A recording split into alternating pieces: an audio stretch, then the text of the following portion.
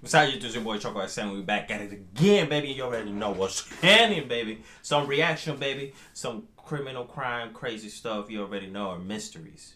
Reaction, baby.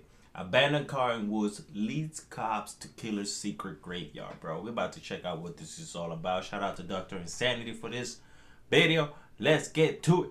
Yeah!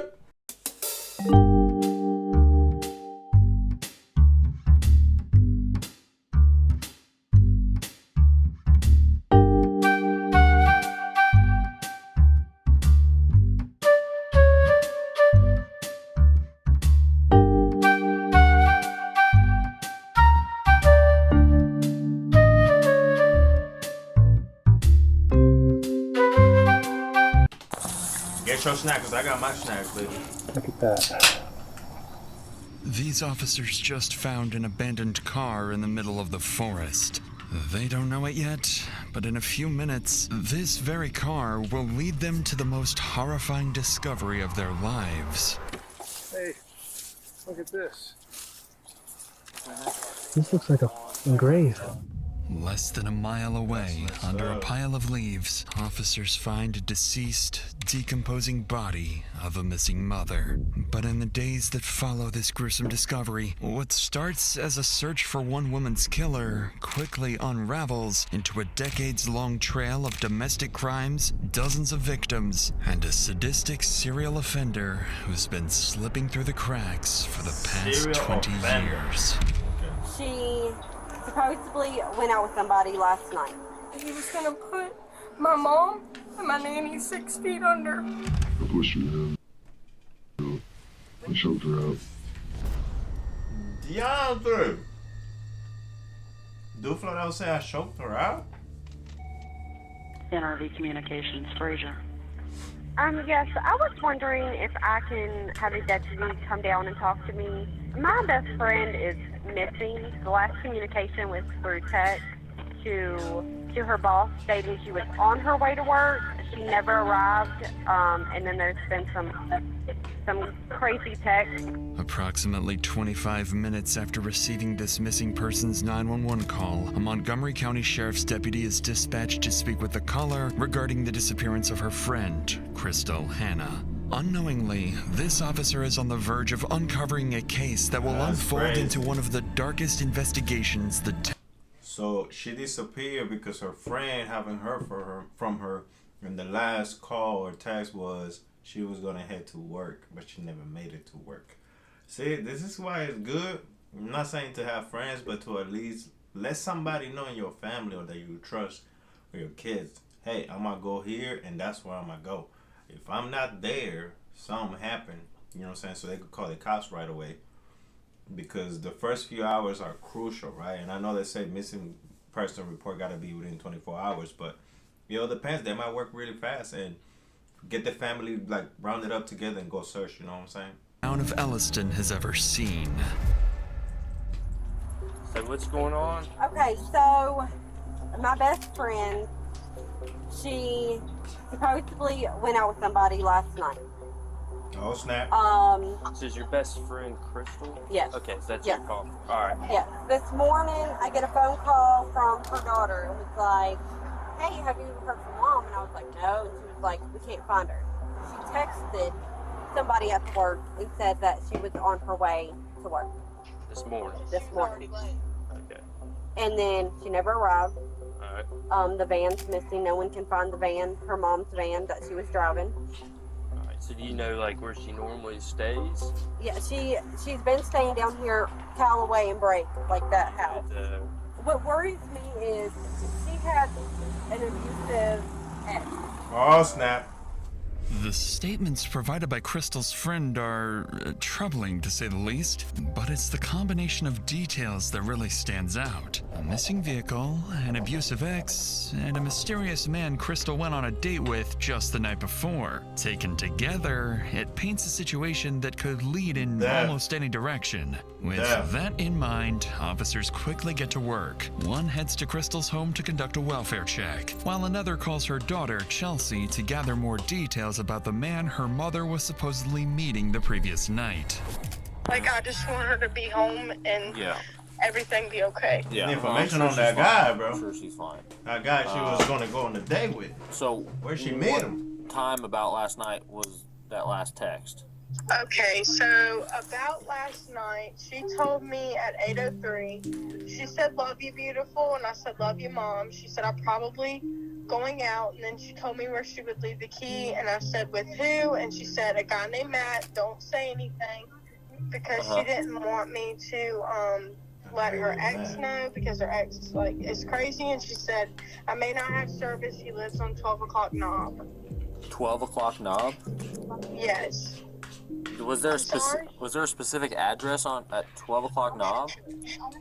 Okay, no. She actually said he lives on 12 o'clock knob. Hey, at least she let her daughter know like where she was gonna be at and around what area and with who. So that's something at least to go off. So on that road. What's his first and last name? It just be messed up if actually like Matt and the Crystal was on a date, and then that guy, her crazy ex, popped out. Then that would make sense. His name is Matt, and I don't know if he goes by Matt or Matthew, but his name is Matt Thomas. And I would appreciate it, like, as soon as y'all find out something, and if you find her or find out anything about her, please call this number. Absolutely. Okay, will do. With Crystal's daughter questioned, officers are now able to attach a name to her mysterious date, Matthew Thomas, who supposedly lives somewhere on 12 o'clock Knob Road. Meanwhile, the officer sent to conduct a welfare check arrives at Crystal's home, but no one answers the door, and her van is missing. Detectives back at the station waste no time and begin calling more of Crystal's family and friends, trying to determine whether there's any chance she may have left voluntarily. That's when they learn that 44-year-old Crystal was somewhat naive, but also kind, trusting, and dependable, which makes the idea that she would suddenly vanish, leaving behind her daughter, 3 sons, and her grandchild without any notice feel extremely unlikely. As the first day of Crystal's disappearance comes to an end, detectives know the first 24 hours are critical. So that night, they stay late, working to track down the man Crystal was supposedly meeting, Matthew Thomas. After digging through records and filtering through multiple people with the same name, they finally get a hold of the right one. But when he picks up the phone, the conversation takes a strange turn. Matthew confirms that he once did live on 12 o'clock Knob Road, but he says he moved out of the state a few years ago and now lives in North Carolina. Matthew also says he has no idea who Crystal Hannah is and claims he never spoke with her, let alone went on a date. Why she give him that? Bro, hold up. Did the daughter say that they texted? Or they actually... No, she said they spoke on the phone. How she knew about Matthew Thomas, though?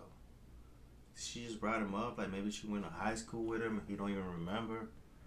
And she just said that name and she was with somebody else? Statements leave detectives stunned. Their strongest lead is suddenly over 100 miles away and denying everything.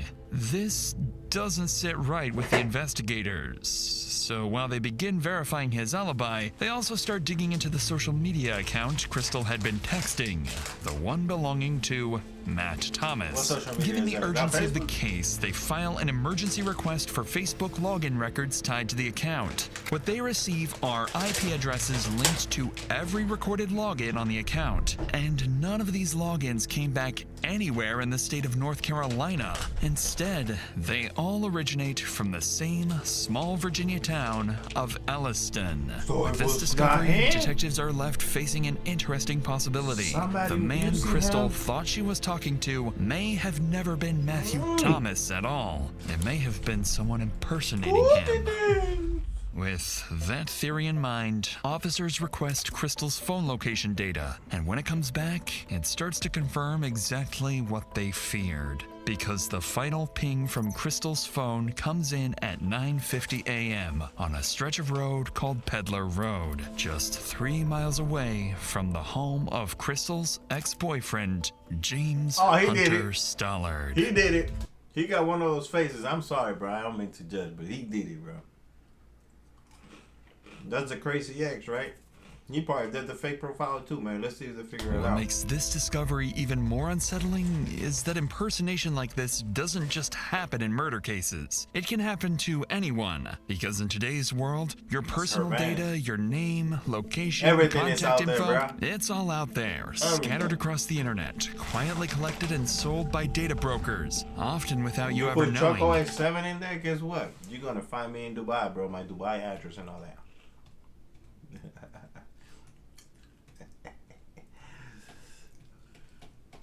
Certain of what they'll find, they head straight to James's house, hoping Crystal might be there, or at the very least, that James knows something about her disappearance and the mysterious date she had the night before. But as the detectives arrive, they approach the house with unusual caution, almost as if they've already learned enough about James to know this situation could turn dangerous.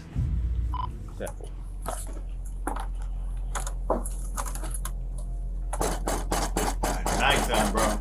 They mean business, bro. Hey, Hi. James. Yes, sir. Hey, it's Deputy Kuzma with Montgomery County Sheriff's Office. How you doing tonight? How you doing? Good. I'm Investigator Marshall. I'm coming out with him. I understand you had some patrol guys talk to you earlier today. Yes, sir. Is that about Crystal? Yes, sir. So we're taking this thing pretty serious, you know, because it's not common for her to go off and be gone for any extended period of time when you guys were together, was it? What do you mean?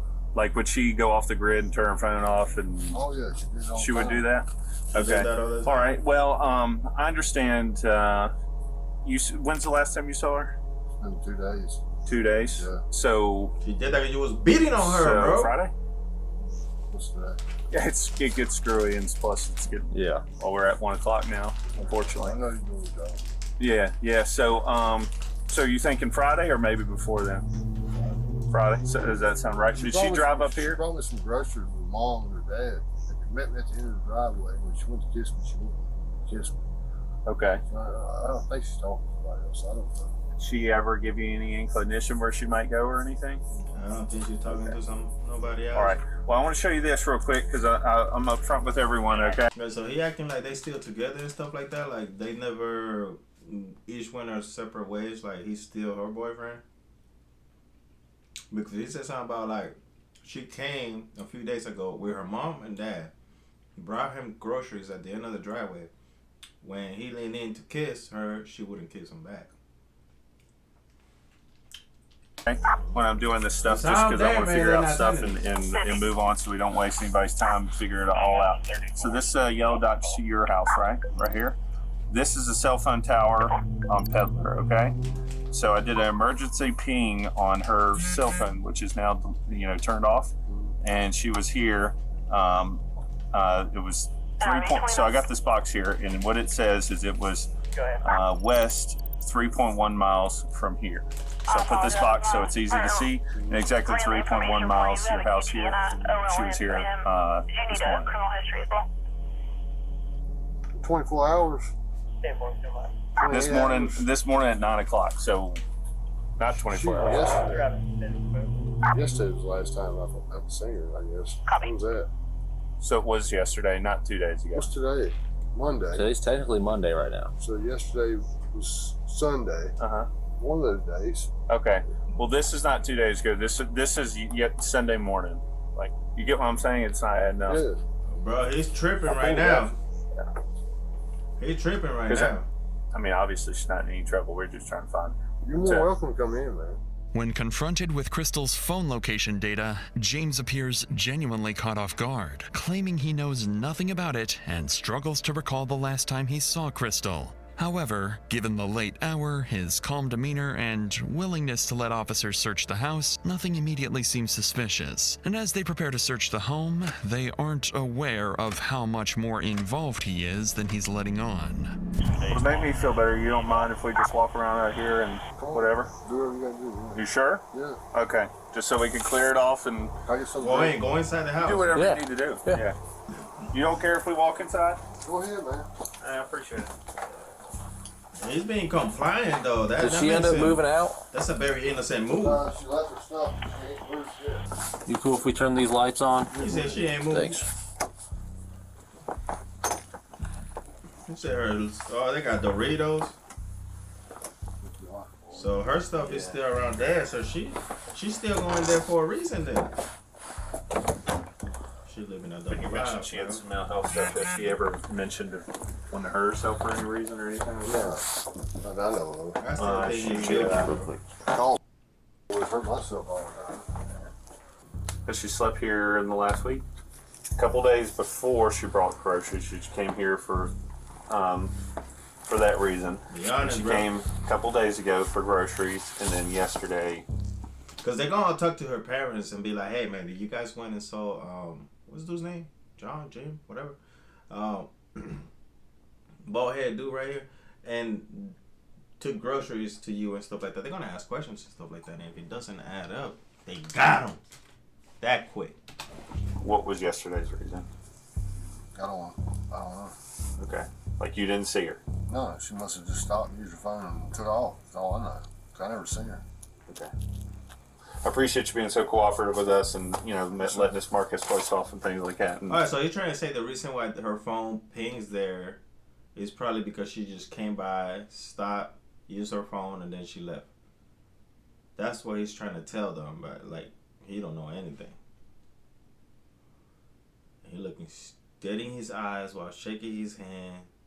Bro, it's like if you don't know a person, you don't know if that's a normal behavior from him. all right. Thank you. Thanks, man. We'll see you next time. Thanks, you too. He does look like one of those. The search of the house bro. doesn't reveal anything important, saying they're bad, I'm and just James's saying. questioning provides no immediate cause for concern. As the first day of Crystal's disappearance comes to an end, detectives leave empty-handed, heading into another night with no idea of where Crystal is. And while they don't know it yet, they're only a mile from uncovering the truth. They're only a mile away. It's 5 a.m., and I was Officer gonna ask Richard that. just arrived to Why investigate didn't a they call check about the an area abandoned that her car found in the her middle of the phone pinged the last forest. time? At first glance, it doesn't seem unusual. Vehicles are often dumped in remote areas after being stolen or used in other crimes. But this time will be different, because they're about to find exactly where Crystal had been all this time. Ooh. Tell me she ain't in the van, bro.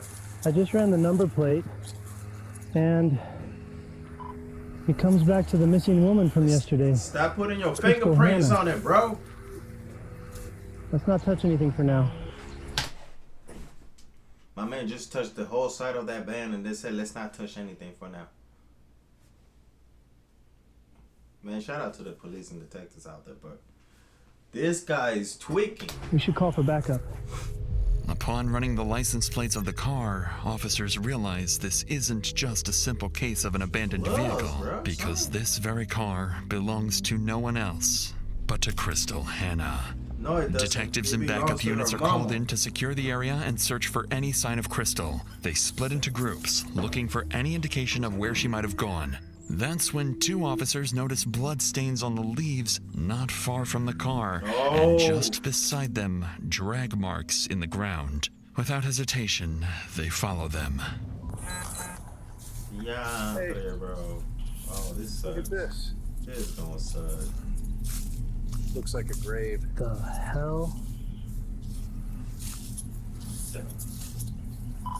1050R. I think we found the missing woman. This looks like a f***ing grave. Gloves, bro. Put gloves on. Just 100 yards from Crystal's don't wear car, gloves? officers stumble upon something deeply unsettling. A small steep made with leaves, with a rock and a couple of flowers set on top of it. A forensic team is called in immediately, That's and a as they graveyard begin for uncovering sure. the leaves, There we go. they're prepared for the worst.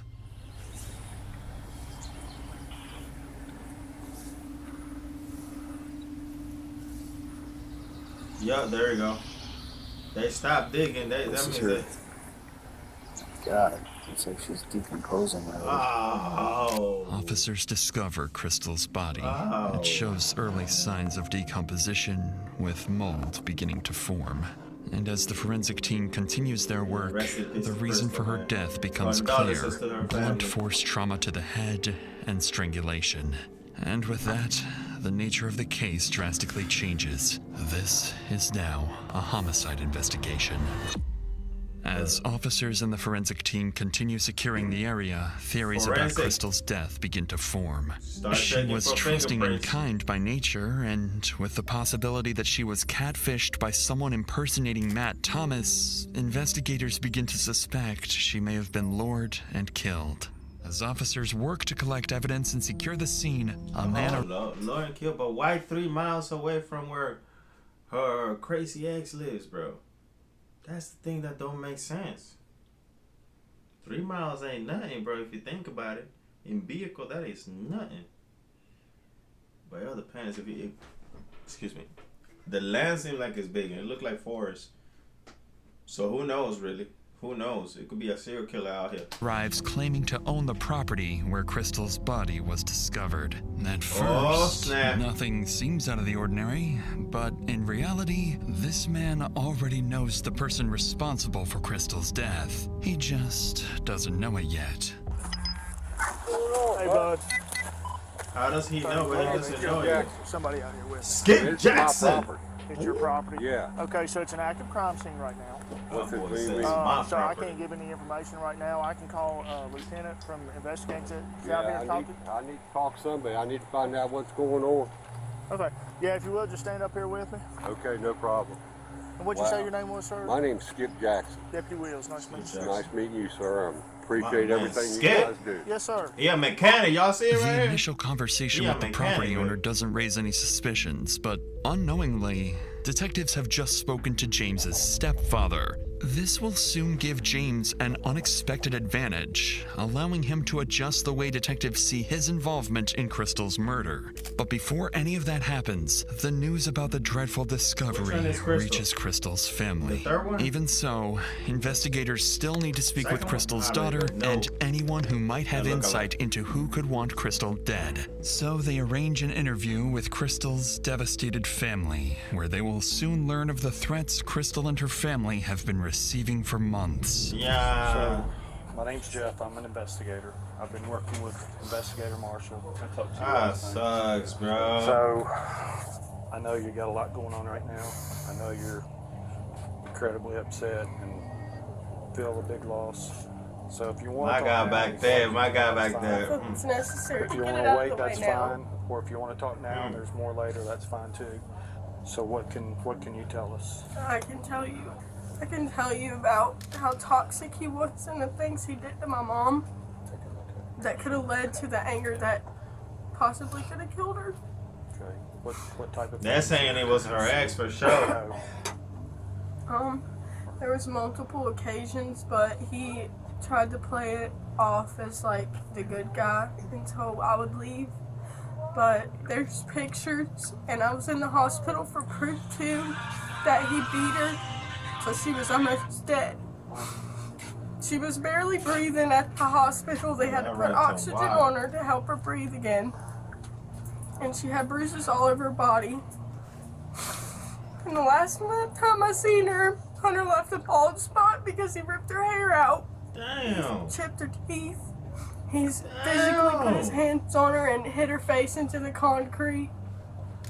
He's put his hands on me, tried to drag me out of the house. He's tried to destroy everything. She didn't hear that before her auntie or whoever that is. She looked at her like, what? Told my mom and you never that told he me? wishes she was dead multiple times in front of me. She mad, man. And it sounded very evil with it. Almost like a laugh, thinking it was funny that he was gonna kill her. He's even threatened us. He said we was all gonna pay. He said that, yeah, he did say we were all gonna pay and that he was gonna put my mom and my nanny 6 feet under. Talking about me and her.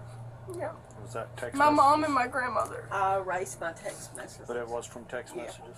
Okay. Clearly devastated, bro. For you to say, Crystal's like, daughter something like that to barely holds somebody, herself you gotta together. But despite everything, she and other relatives provide new, strong leads pointing serious allegations towards James that detectives simply cannot ignore. And although Matthew's alibi has not yet been confirmed, the statements they just heard officially turn James. They still think Matthew is a suspect because they gotta know for sure that he truly lives over there he truly never came over here for any given reason, and he was not in Facebook chatting with Crystal. Everybody saying James did. To their prime suspect. Well, I was wrong. I said James John. As the day goes James. on, officers prepare and gather evidence for James's arrest planned for the next day. But then around 5 a.m., they receive a strange call from James himself. Oh, snap. Deputy Kuzma. Consciousness. Yeah, hey, what's going on, Howard? We talk Yeah, in person. in person? They come to the station. Yeah. Let me, Tell him to come to the station. he has a house still? Following James's request, investigators rush to his house, already suspecting the reason behind it. With Crystal's body now discovered, James knows he's likely becoming one of the main suspects. So when he hears from his stepfather that the body has been found, he decides to solve the case in the most unexpected way. So the stepdad told him, hey, stepson, they found a dead body in my property. If you got something to do with it, you better fix that. What's up? Huh? He said nothing. Is that Yeah. him? What's going on, man? Tell me what's going on. Well, Okay. He's found out that she was shitting on Yeah, him. I get you. and we got over the phone. Started getting I started getting back, and I fucked up. Okay. It's true. Okay. What'd you do? Yeah? That's alright. Just be honest She with was me. talking 500 months. Okay. I put a ring on the finger in January. I don't know. Okay. I couldn't get to her since Yeah. I could. Where's she at now? What, smoking crack? Out of nowhere, James confesses to killing Crystal. Whatever detectives were expecting to hear, it probably wasn't an outright confession, especially after he had successfully deceived them the day before. To investigators, it appears as if James's guilt and remorse have finally caught up to him, pushing him to confess to the murder. However, this will soon turn out to be a part of his new strategy, one meant to minimize the weight of his crime and gain empathy with a single goal: shifting blame and reducing his charges to the minimum, something investigators will soon discover he has managed to accomplish many times before. For now, though, James is detained and placed in the back of a patrol car before being transported to the local police department for a formal interrogation. But before questioning begins, the lead detective takes time to prepare. He finds out that James's history of domestic abuse dates as far back as 2004. Over the years, he's been involved in multiple cases involving girlfriends, including felonious assaults, aggravated malicious wounding, and repeated violent behavior. In 2013, James even assaulted his own mother during an argument over a chainsaw, calling her slurs before knocking her to the ground and forcing her face into the dirt. A few years later, he got into a confrontation with Crystal's daughter and managed to manipulate the situation so thoroughly that he was documented as the victim in the... This dude wilding for real, bro. He did that to his own mama, too? Nah, bro. Nah, I'm sorry, bro. You can't be protecting nobody like that or taking it lightly on somebody like that. This is the thing I'm saying, right? When you go to domestic violence, battery, and all these freaking disputes and stuff like that, and constant repetition, right? From a person, either from a man to a woman, or woman to a man, because this ain't only man to woman, all right? This is woman to man too. We gotta be real about this. They need to really take it serious, because then the conclusion is somebody dies. But I'm still, there's so many gaps in here, man. Like, I'm still thinking, like, what is she, who was she really talking to? Who did she really meet? I don't know, bro. Police report. Repeatedly facing only minor repercussions despite the severity of these incidents, it becomes clear that James is a skilled manipulator and that his relationships are defined by control and abuse. That impression only deepens when detectives speak with Crystal's co-workers, and it becomes clear that Crystal was no exception. Crystal was no exception? When they talked to her co-worker, what you mean she was no exception? Like she was talking to dudes like crazy? By now, the detective understands exactly who he's dealing with. A highly manipulative, violent man with a documented history of abuse and a pattern of evading accountability. It was more information, bro. Spill Basically, tea. Basically what I'm doing, or what we're doing here, is just having a conversation with you to kind of figure out what happened. And kind of, you know, sort of your explanation of how things went about. She came and she made love to me and loved on me and stuff, and then when I got her phone, she started acting belligerent. Okay. Now, is this Saturday morning, or is this some other time, or? Yeah. Okay. And she started acting belligerent, and I got on the fucking and she got violent and shit. I guess I got violent with her too, and I ended up hurting her. Yeah, hurt her, bro. You killed her, bro. I just didn't have any proof. She wouldn't tell me. Everybody saying y'all work together and all that stuff, so I don't get it. Y'all work together then. And being with somebody for 10 years and finding out that they're I put messing a ring around on her on finger in January, and she left for 2 months, and come back, and then left, and come back, and left, and come back, and left. And So she kept coming back whenever she wanted to. She's supposed to be in my house the whole time. I don't know, bro. I've had nothing but her in my house. You know, I feel like he's trying to manipulate the situation too, not because of what Dr. Insanity was saying, but because, boy. But at the same time, I feel like he's really hurt about something though. Like I don't know, bro. But I want to know if he was the one behind that Facebook profile. You know what I'm saying? That catfish. I didn't even want to go in my house. Yeah. You gotta tell us more.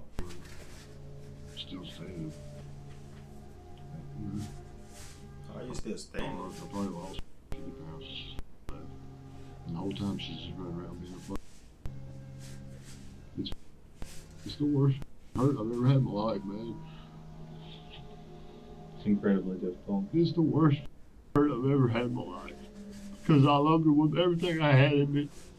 And it's like, it's like I was loving the fucking Lord or something. I don't understand it. I done everything I could. I even put her name across the side of my fucking head. Just to get her to fucking. It's the worst fucking hurt in the world, man. What kind of relationship did y'all have most of the time? It was very toxic, but I ain't never loved somebody as much as I loved her. You know what I mean? I don't understand it. Like, she could say do the worst shit. She hit me with a car. Say the worst shit to me in the world, and I still my heart. Bro, if she hit you with a car, you never call it in, right? That's another thing, bro. That's another thing. It sounded like it was both ways, the toxic and the abuse, the physical abuse, verbal abuse. But it only seemed like only one side was calling the cops. You know what I'm saying? But he feel like, I mean, he making it seem to us like we don't know him, right? We're just going based on what the information we got. He make it seem like that boy is nice, bro. He just got his heart broken to the point where, you know what I'm saying, he's freaking angry. So then he admitted to hurting her, she hurting him.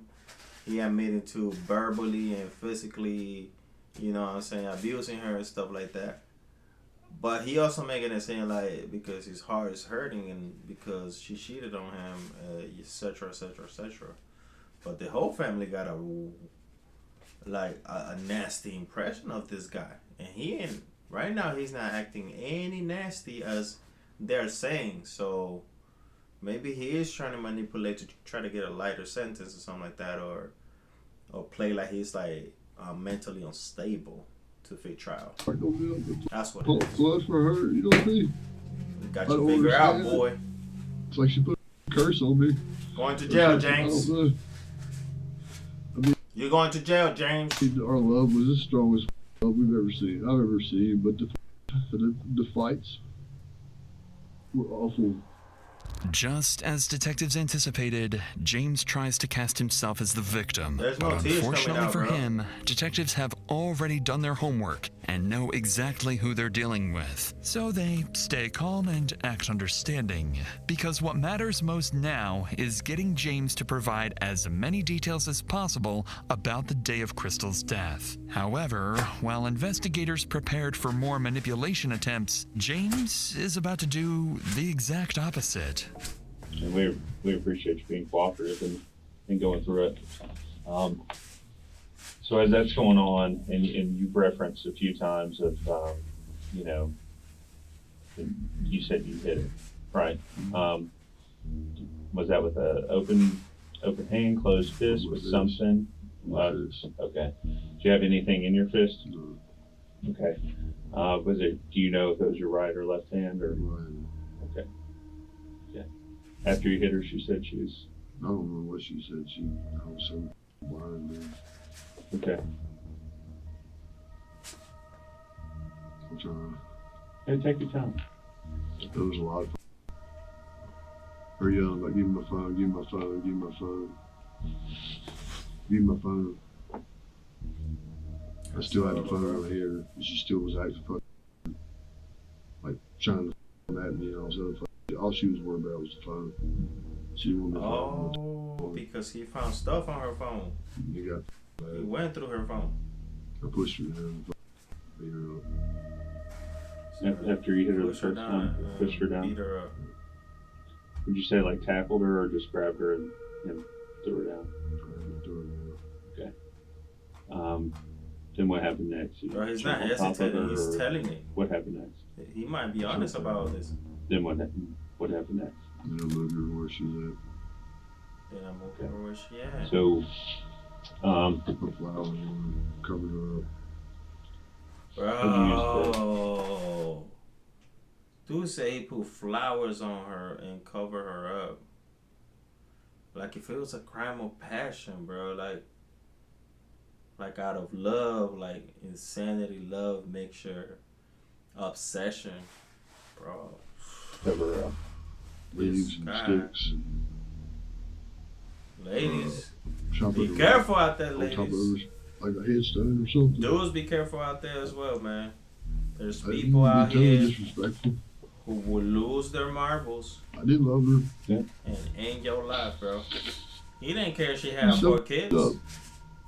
She was my All he cared about world. was his feelings. Just took the world from me. And it's like she's It just running around doesn't with add up, though. Surprisingly, James drops his attempts to manipulate the facts and gives detectives a clear account of the murder. At first, it appears as if James has given up trying to escape justice, but that impression does not last, because James is about to try something that he thinks will buy him time and help him minimize the consequences of his actions. What can you say? I got intermediate explosive disorder, and I got Intermediate like, 6 explosive other disorder? things that I don't take medicine for. You're trying to say he mentally ill. Okay. But Do I you- was do you just know what they saying, are? mentally unstable. You said intermediate. I'm sorry. Intermediate explosive disorder. I got So that means he gets angry bipolar, without nothing. Bipolar, ADHD. bro. PTSD, ADHD. Bro, you gotta understand something, bro. This is for anybody out there, bro. And I know there's a lot of youth nowadays, bro, the YNs, that they be thinking that it's cool to just take somebody else's life because they're ops and stuff like that. But I'm gonna tell you something, bro. Anybody in this world who kills somebody else is gonna feel that. I don't care how cold-hearted you are. You're gonna have nightmares. You're gonna feel that. That's gonna stay stuck with you. You're gonna have crazy visions. You're gonna see things when there's no things. The corners around your house are gonna look kind of shady, like there's something hiding there because of your guilt, bro. That's really gonna get you. Why do you think like most of these people who kill somebody else, they need something to cope with? Either they go hard on the liquor, they go hard on the cigarettes, they go hard on the drugs, they go hard on the weed. They do all these things because of that, bro. You see them that they constantly gotta be under the influence of something in order to cope or live life, bro. Like, y'all gotta be. It's not right to take somebody else's life, no matter even if you're a soldier, bro. It's not right. I understand when it comes to the point of self-defense, and that's still gonna traumatize you. You know what I'm saying? But look at them soldiers. How them soldiers come back to us over here after they fight for the motherland? PTSD. They come crazy, bro. Ask their family. Ask them. They're seeing some things we ain't supposed to see.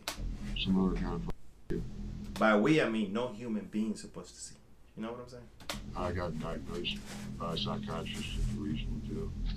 So listen to this one. This is one of those kind of questions that some people would think are kind of silly. So, did you have any strange or unusual mental experiences around the time of this crime? And if you did, what were those? That's another one. So have you ever heard or seen things that weren't really there? Heard or seen things that weren't really there before you did the crime. Basically what I'm saying, if you were like possessed or you was freaking seeing demons and stuff like that manipulating you into actually committing this act. At the end of the day, being even under the influence of any drug, right? Being even under the influence of any alcohol, anything that takes you from being sane and have a clear judgment of what you're doing, you need to understand it's called influence for a reason. Influence of what? Of the drugs? No, influence of the demon, of the devil, of the demons and stuff that are freaking like entering your body when you're doing these things, bro. That's why when you get high, bro, you're a little bit off, right? You're not your usual self. Oh, when you get like high on some other drug, you do not act yourself and you do stupid things. When you influencing liquor, you drunk, you do crazy things that you wouldn't do if you was not drunk. And before you know it, everybody got pictures and videos of your booty naked over there, exposing yourself, grinding on a pole outside of Walmart. I'm just saying, bro. I'm just saying. I've heard many things, but I don't ever see shit. I hear shit all the time. Now, is it while you're taking drugs or? It's What was you smoking on that pipe? I don't speak to a doctor. Tobacco? Weed? Doctor? Crack? Like a psychologist or somebody? I need to speak with him and tell him, everything. To see if he can dissolve this shit and figure out how to fucking. Doing all right? All right, we rock and roll? Yep. All right, bro. You want to play around for me?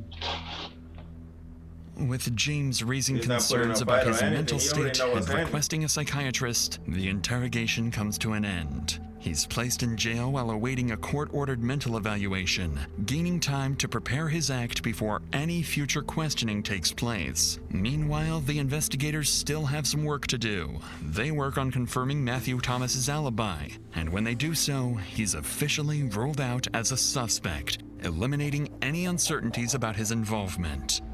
Then, just days later, James is evaluated and questioned by a court-appointed forensic psychiatrist. What'd they say? What'd they However, his performance doesn't last long. The evaluator finds no signs that James is mentally unfit to stand trial, concluding that he understands the charges against him and was fully aware of his actions during Crystal's murder.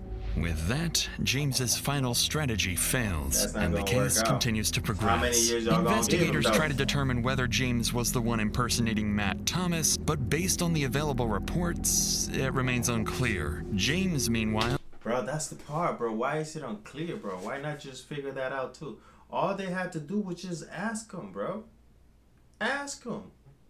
Like, why they couldn't just ask him so simple? Sticks to his claim that Crystal willingly came to his house at 1 a.m. and that no force was involved.